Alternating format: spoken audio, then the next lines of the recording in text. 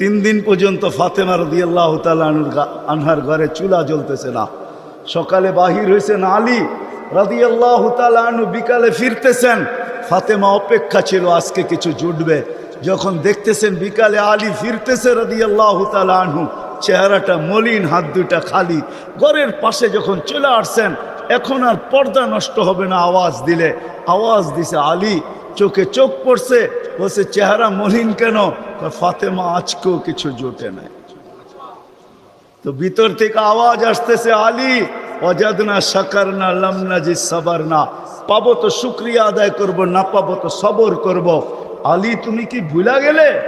শুকুর আর সবর যে করে তার সাথে আল্লাহ, যাদের সাথে আল্লাহ থাকে তাদের চেহারা মলিন হওয়া শোভা পায় না। আলী তোমার চেহারা মলিন কেন? হাসবে তো দরজা খুলবো, নাইলে খুলবো না। হাসি দিছেন, দরজা খুলা দিছেন। বাকিটা আলী রাদিয়াল্লাহু তাআলা আনহু বলতেছেন, ফাতেমা সাররাত ওয়া তাবাসসামাত, ফাতেমা তখনও মুস্কি মুস্কি হাসতেছিল আর খুশিতে নাচতেছিল। আমি তো ঘরে ফিরে আসছি, কিছু আসুক আর না আসুক, আমার রাজা তো ঘরে ফিরে আসছে। বলে আমি আর নিজেকে ধরে রাখতে পারি না, কাঁধে হাত রেখা বললাম, রাহিমাল্লাহু ইমরাআতান, তোর মতো মেয়েদের উপরে আল্লাহ কিয়ামতের সকাল পর্যন্ত রহমতের বৃষ্টি বর্ষণ করবে।